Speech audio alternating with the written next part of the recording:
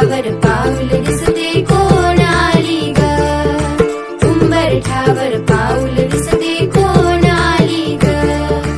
पैंजणाचा नाद आला गोड कानी ग, उंबरठ्यावर पाऊल दिसते कोण आली ग. हिरवा रंग खुलवी अति खुलवी सुंदर, हाती चुडा हिरवा भांगी लाल सिंदूर, तुळजापूरची